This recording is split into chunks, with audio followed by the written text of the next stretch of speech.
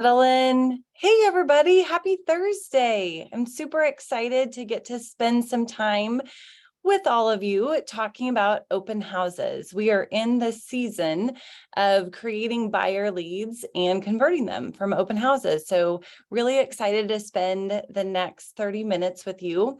My name is Jen Davis. I am a MAPS coach, also the vice president of MAPS coaching, and I run a real estate team. So I am located in Springfield, Missouri. We've got a team that sells several hundred homes per year. And we pulled together some of our best tips for open houses. So we know that the market is changing. We want to make sure that we are charging the storm and converting those leads at a super high level. So we are going to jump in. I would love to hear from you. So drop in the chat where you're from and on a scale of 1 to 10, how much you love open houses. As a reminder, before we get started, we are going to talk about lead generation activities, and we're going to talk about all things that make an open house great. So an open house isn't just showing up that day. There are going to be calls and potentially some door knocks ahead of time. Yet we want to be respectful of those that are on the do not call list and make sure that we're following all TCPA guidelines. So we are going to jump in. This is me. I've now already introduced myself to all of you, and I'm excited to get to hear a little bit more about you. So we're going to jump in. Here's when we look at preparing for an open house, right? We look at the plan that we have for the actions that we're going to take. One of the things that Gary talks about is those that plan the battle rarely battle the plan. And so when I look at this, I look at best practices, right, for an open house. So this has come from our team. This has come from coaching clients. And we've got a lot of great resources on Connect around planning for an open house. This is what I have found to be best practice. So there are a lot of things that real estate agents will talk to you about that are common practice. What's normal, what's expected.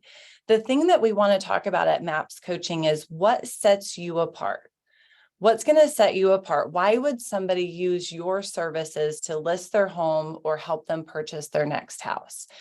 And what we do, those little extras, those the little differences in us is what really is going to set apart our success.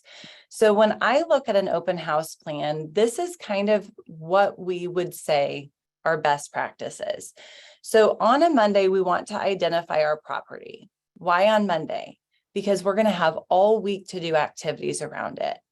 When we look at what do we do every day when we wake up? Every day when we wake up, we want to generate business, right? We're making deposits in our future life. We're making deposits 90 days from now. So one of the things that I'm finding with agents right now is they don't actually know what to do every day. The market changed. It's different than it was a year ago. It's different than it was 2 years ago. So what we have to do is utilize every opportunity that we can to generate leads and convert them. So when I look at the open house plan, on Monday, we're going to identify the property. Some of those key factors are, is it in a high traffic area? Is it a place where people are going to see your signs? Is it a new listing, right? One of the best homes to hold open is something that hits the market that week. So you may identify a property on Monday, yet it actually may not be on the market yet. We may be putting that live on the market on a Thursday or Friday, yet we can plan on Monday which house we're going to hold open. High traffic area, new listing, a price improvement. So several people call these a price reduction, right? Somebody reduces the price. We like to call it a price improvement, right? We made the price better. So what we want to do is we want to remarket that or hold another open house, because if we got the correct price improvement, we should have dropped into a new price range that would appeal to additional buyers, right? That we would be bringing in another pool of buyers. And then we want to talk to our vendors. So when I put on here, utilize vendor resources, one of the things that our team learned during COVID was how do we get our virtual open houses to have a higher attendance? And one of the ways that we were able to do it was by partnering with our title companies, partnering with our inspectors, asking them, could they market our open house to their database?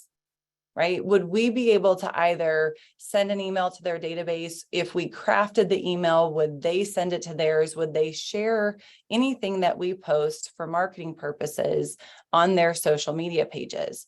One of the things we want to do is get the widest reach we possibly can.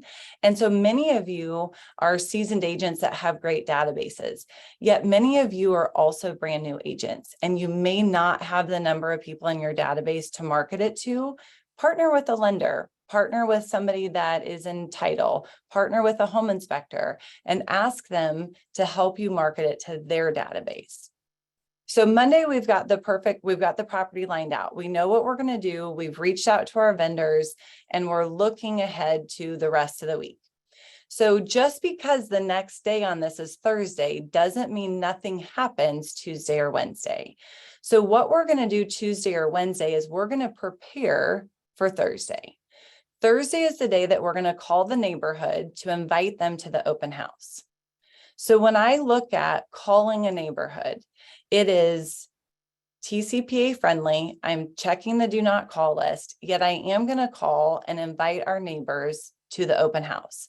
The reason being is, number one, most of them are curious. What do their neighbor's home look like? What is it worth? What's happening in the neighborhood? They also may know someone that wants to live there. So all I'm doing is generating interest on Thursday about that open house. So we're going to call through the neighborhood, and we're going to say something like, hi, is this the owner of 123 Main Street? They say yes. And I say, that's awesome. I am hosting an open house. My name is Jen with Keller Williams. I'm hosting an open house at 456 Maple. And I just wanted to invite you. One of the things that we know is that many neighbors will know someone that wants to move into the neighborhood. And I wanted you to have the ability to choose your neighbor. Please stop by. We're going to have the house open from Sunday from 2 to 4. I'd love the chance to meet with you. It's simple. It's easy. I'm not really asking them for anything. All I'm doing is making a connection. The next thing we're going to do on Thursday is make that social media post. And when we talk about making a social media post, that's when we're bringing in those vendor resources. Will they send out an email for us? Will they share it on Facebook? Will they share it on Instagram? Can we gain some more traction by posting this on social media? One of the things that many times someone will ask me is, do we post it from our personal page or from our team page? Both. Many times we'll actually get more traction from a personal page than from a business page. The next thing we're going to look at on a Friday is we're going to put our signs out. Now, I know that there are some areas, golf course communities or different cities that have restrictions around when you can put a sign out. So the sign goes out in the earliest time frame that your area will allow. For me, that would be Friday. We would put out all of our signs on Friday. And what we're going to do when we put signs out is we're not going to put just one out. It's not one in front of the house. We're going to put directionals out. We're going to make sure that we actually know the route to the house so that we can put as many signs as possible, driving people by that home. Because guess what else is going to happen? People are going to drive by on Friday and Saturday, and we may get some sign calls out of that. All we're attempting to do is generate interest around this listing so that we can get calls for buyer leads. Then what we're going to do is we're going to look at it and say, I want to go live from Instagram or Facebook and show a snippet of the house. So this would be setting it up with your seller and saying, hey, on Friday, I would like to come by and shoot a quick video Friday at 1 o'clock. We go in Friday and we go live, and we don't show the whole house because we want people to come to the open, yet we might show off the best feature. So that could be the kitchen, it could be the backyard, maybe it's a master bathroom. But what we're looking at doing is saying, here's a sneak peek. Come visit me Sunday from 2 to 4. I'm going to be here. Wouldn't you like to see the rest of this house? All you're doing is creating interest so that we can drive traffic to our open house on Sunday. One of the number one questions I get is, if I'm going to host an open house, how do I make sure I actually get people in the door? I've never hosted an open house that if we did all of these things, that we didn't have a great turnout. So making sure that if we're going to spend our time there as agents, that we're doing all of the pre-work ahead of time to make it worth our while. And then Saturday or Sunday, we're going to hold that house open. So you can do research in your area based on Saturday better. Oh, Yes. I need somebody to go on mute. Okay, sorry. Thank you. So what we're going to do is we're going to hold the house open on either Saturday or Sunday, and then we're going to see how it goes, right? We're going to be prepared. We're going to be there, and we're going to have comparables ready. We're going to know the market. We're going to be able to talk to buyers and sellers as they come in.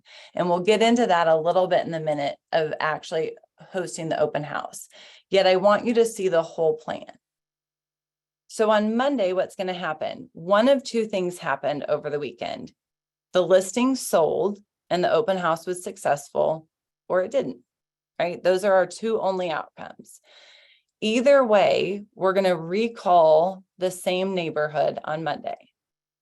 So if you want to look at the number of touches we will have made, Thursday, we will have called them, right? We're going to have made social media posts that hopefully reach them. They've seen our signs, they've driven past it. They've hopefully come to the open house or at least seen cars parked out front. So by Monday, this is our fourth or fifth touch to the same people. If you want to supercharge a farm, right? Like if you want to get into a neighborhood relatively quick, this is how you do it. So on Monday we call and one of two things has happened. Let's say we had success at the open house and the house sells. What we're going to do is we're going to call and we're going to say, hi, this is Jen Davis with Keller Williams. I don't know if you remember me or not, yet I called you on Thursday to invite you to the open house at 123 Main Street. They say yes or no, they remember or not. Either way is fine. And we say, okay, awesome. Hey, I don't want to take too much of your time. Just wanted to let you know how it turned out. We had X number of people through the open house. We received 4 offers. Our seller chose one. And they'll say, oh my gosh, that's so exciting. And we'll say, yep, we went over list price. All of these great things happened. Also, by the way, we now have 3 families that want to be in this neighborhood that unfortunately didn't get to buy this house. Do you happen to know of any other neighbors that would be willing to sell? Ask about the neighbors first. And they'll say yes or no. If they say yes, clearly we're going to collect the information on the seller that might want to, the neighbor that might want to sell. If they say no, gosh, I don't know anybody. Okay, cool. Well, clearly you live in a great neighborhood that's highly desirable. Would you have any interest in selling? Right? So we've asked about the neighbor, then we ask if they want to sell. If they say yes, well, that's awesome. Set the appointment. If they say no, which is sometimes more likely, say, okay, I can totally appreciate that. Clearly, this is a great neighborhood to live in. Hey, I just want to thank you for your time. Thank you so much for taking the time to connect with me. Would you like for me to send you an updated market report on your neighborhood? What we're doing now is we're adding to our database. We've got their name, we've got their phone number, we've got their physical address. Now we're getting that 4th piece of information, which is the email address. So what we're going to do is we're going to see if we can get that email address, and we're going to send them a very generic market analysis, right? We've not been in their house. We can't possibly set a price for their house. Yet we can show them in percentages, how is their neighborhood trending? Is it trending up? Is it trending down? Is it flattening? What's happening? We can interpret some data for them and send it to them. And then what we're going to do is we're going to set them on a follow-up plan. One of the things that I have found around circle prospecting is sometimes we can get people really excited about selling, and then we don't follow up with them, and we'll see their house list with someone else. If we do all of this work, we can't get to Monday and make that call and not set them up on a follow-up plan. You've done all of this lead generation activities. We've hosted a great open house. We've done all of these things. We need to make sure that anyone we connect with, that we're following up with, and we're staying top of mind, because that's what's worth it. We're making deposits in our future. A rough estimate of a circle prospect, if they've at all thought about selling, when you make that call, it probably speeds them up to a 3 to 4 month seller. If they have never thought about selling, they're probably still somewhere where Gary talks about someone entering your funnel is roughly 18 months out. That's okay though. With follow-up and showing them market data and adding value and making deposits in their life, what we can do is we can speed that time frame up. So let's say the open house doesn't sell. Let's say we don't, we get people through, we've done all of this, you're going to get people through. We get people through the house, we don't get an offer. Then how do we call back on Monday? Well, we call back and we say the same thing. Hi, Mr. and Mrs. Buyer. This is Jen Davis with Keller Williams. Hey, I'm not sure, if you were able to swing by the open house or not. They say yes or no. That's, I can appreciate that, either way, thanks for stopping by, or, oh gosh, no problem. I know things get busy on the weekends. And then we say something like, you know what, we had 25 families through. And what we found was at this point, nobody has made an offer. What we did find though, is that the majority of those families were looking for a 3-bedroom home instead of a 4-bedroom home, or vice versa, right? We give the common theme of what the feedback was on the layout for the house. What we found are the majority of families were looking for a 3-bed or 4-bedroom house instead of a 3-bedroom house. Do you happen to know any sellers with 4-bedroom, any of your neighbors with 4 bedrooms that would consider selling? You roll right into the same conversation because we're still looking for listings. We're still looking for inventory. Nationwide, I know that markets have shifted. I know that some places days on market are longer. I know that pricing has adjusted. I know all of these things. And yet we always want listings and we always need inventory. So the conversation is, do you happen to know of any of your neighbors that would be willing to sell? If they say no, I get that. You live in a fantastic neighborhood. It's not often that properties come available. I don't suppose you've ever thought about selling, right? It's the same conversation. We're just tailoring the messaging on the first side of it. Okay, so we're going to click through here. So let's go back. Let's go back to Saturday or Sunday. This is your open house.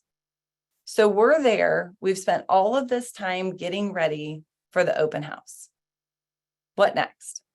One of the things we want to make sure is that we've got the people that walk in the door, that they sign in. Why do we want them to sign in?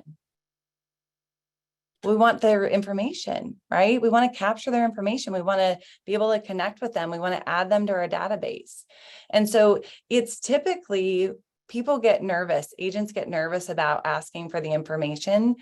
If we make the assumptive close of this is what's expected. So somebody walks in and I say, oh my gosh, welcome to the open house. My name's Jen. Hey, the sellers have asked everybody that walks in the door just to sign in.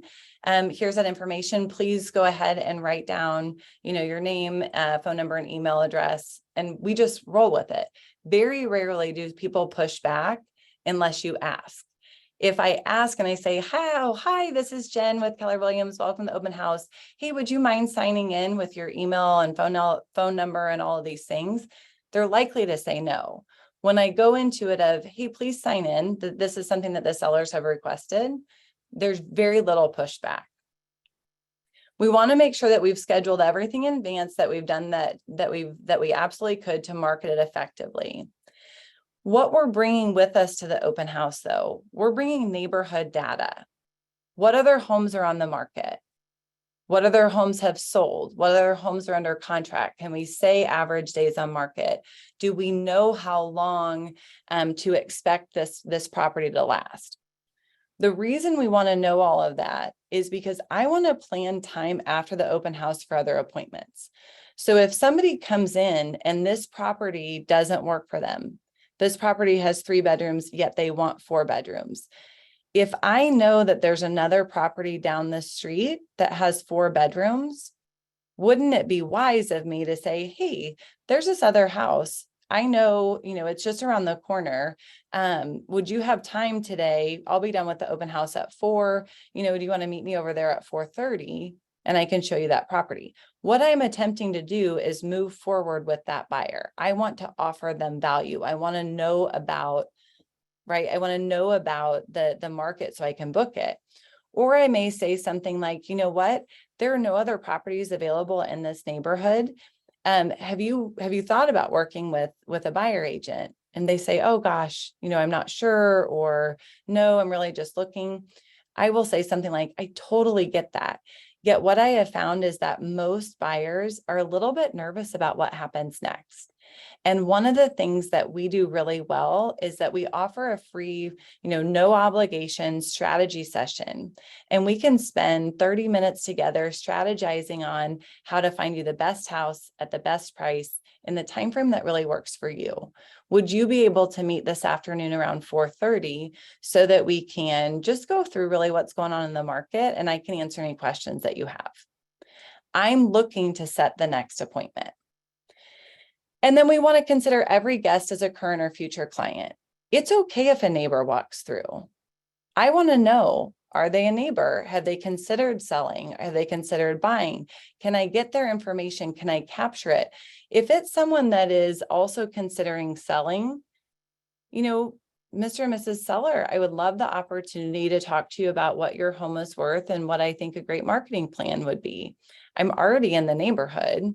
This open house will be done around 4 o'clock today. Would you mind if I swung by about 4:30? I've got my laptop in the car and we can just run through some numbers and what it might look like for you to sell. What we want to do is capture the lead as quickly as we can so that we can convert it. Here, this is, and we don't have a ton of time left, so I'm going to go through these couple of slides. You can find this in the Shift book. It's page 71. This is basically the different levels of an open house.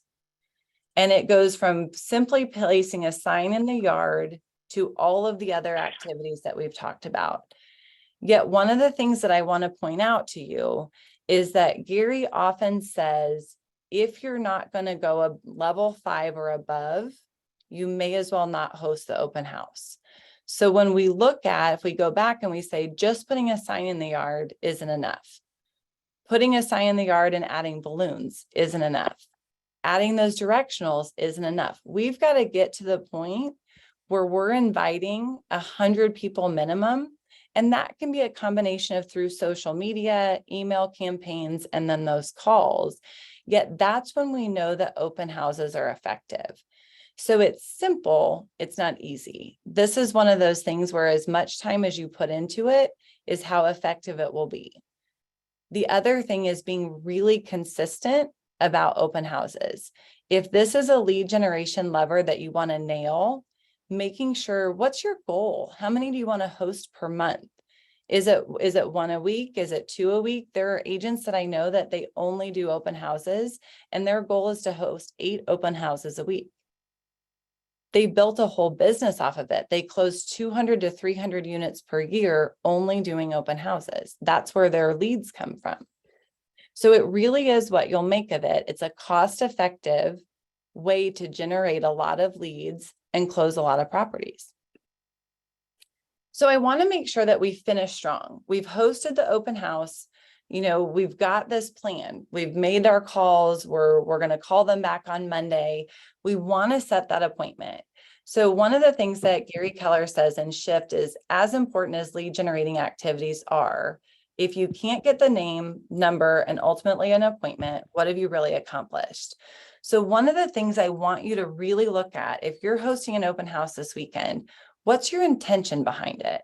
Is the intention to get 5 nurtures, add 5 people to your database? Is the intention to set 1 appointment?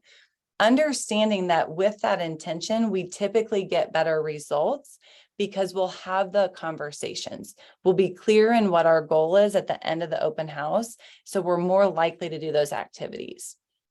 Create a follow-up system that you're actually going to use. So buyers are won during the follow-up. You may not convert someone to an appointment at the open house. Yet if you get their information, you make a connection with them, there are ways to add value to them in the follow-up. One of the things that Tommy Choi, he's an agent out of Chicago, he talks about making deposits in people's life, right? If you look at the relationship like a bank, right? Your data bank, what you're doing is you're making X number of deposits before you make a withdrawal. So I'm going to add value, add value, add value. Most of the time, by the fourth or fifth value add I've given, they're going to give me something back, whether that's the appointment, whether that's a referral, whatever that looks like. But the sweet spot is 8 deposits. At 8 deposits, people feel like you're their agent and that you're their fiduciary, that they want to give you business, they want to help you. So I did make the other comment, this is a relational business. We want to make connections with people. We want to go deep in the relationship with them. Yet the value that we offer isn't necessarily friendship, right? It isn't just putting them on a marketing campaign and sending them, happy 4th of July or pumpkin pie recipes towards the end of the year. The value is the knowledge, and our knowledge is market knowledge. Every person that you meet is interested in real estate. They want to know about it. Your value is your knowledge and how you communicate with them. So understanding what is that message that you want to give to clients at an open house? Does it add value? And so one of the things when I talked about bringing the market statistics, we don't want to just regurgitate those statistics to a potential buyer or seller. We want to give them to them in bite-sized chunks, right? We want to make sure that they understand what that data means to them and how it will impact them. So we are at the kind of nearing the end of our time, and I want to make sure that I can hop in and answer some questions. If you have put a question in the chat that I didn't get to, this is my email address. My executive assistant is Carlos. Here's his email address as well. We are always happy to answer any questions that you may have. And then if you enjoyed our time together today, I do host a 6-week course called Mega Buyer Agent. That's all about buy side. It's basically 0 to 225 buy sides per year. And we walk you through how to build that out. So I am going to jump in the chat and see what questions we may have. So we've got, Debbie asked 8 open houses a week. What are the best days? So Debbie, there's a ton of research that's been done between Saturday and Sunday, and depending on market and time of the year, those are the strongest days for an open house. Yet we've had a lot of agents be successful with almost like that twilight open house, almost like an after work on Thursday or Friday from 4 to 6 p.m. Ellen also asked, are you showing homes without a buyer agreement? Very rarely, Ellen. The only time we would do something like that is if I'm trying to set that next appointment. And so if there were a house in the neighborhood, I might say something like, hey, this house down the street has the 4 bedrooms instead of 3 bedrooms. Do you want to meet there about 4:30? And let's also build in 15 minutes to see if we would be a good fit to work together. I am, however, always asking before I set that, are they working with an agent? So I'm really glad you asked that question so I could circle back around. I would not show a house unless I had asked that question. Do you ask them to write down the name of their agent if they are working with one? Absolutely. And I want to connect with that agent, right? Specifically if it's a KW agent, right? I want to let them know, hey, your client stopped by this open house, you may connect with them. I want to be a good co-broker, right? I want to build relationships with the other agents in our area. I do know that there are a lot of questions that are left, and I cannot get to all of them. One of them asked, do I bring snacks or treats? Sometimes, right? It depends on the seller and if they want there to be food in their home. So more likely a vacant home than one that is furnished. So don't forget, you are welcome to reach out to me. My email address is jen.davis@kw.com. Thank you everybody for showing up. I hope you have an awesome Thursday, and I would love to hear about your successes with open houses this weekend. Have an awesome day.